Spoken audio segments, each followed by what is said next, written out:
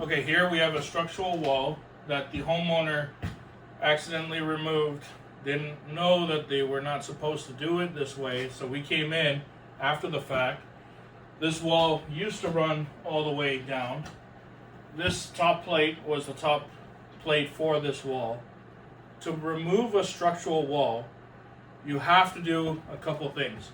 You have to build a temporary wall on either side, 3 feet away from this wall, to support all that load, and then you can safely remove that wall, install your beam, put the necessary supports on each side, then remove the walls, and now you have your beam carrying the load that your wall previously otherwise carried. You cannot just remove the wall without building these temporary walls in place.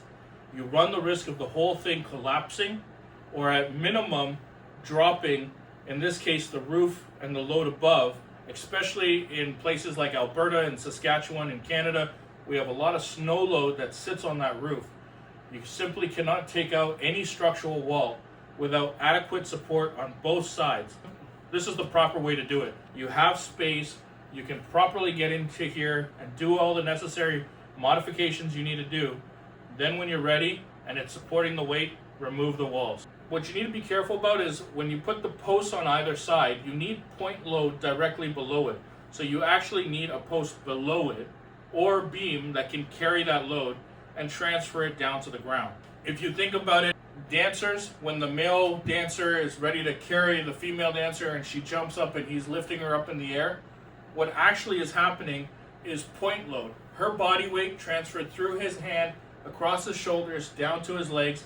He doesn't actually feel that weight. The minute she deviates off that axle, that's when you suddenly feel all that weight. So we want to distribute the weight in a vertical and lateral position and make sure all of our studs are straight so that we can transfer that load all the way to the foundation floor or the footing or whatever is actually supporting all that weight.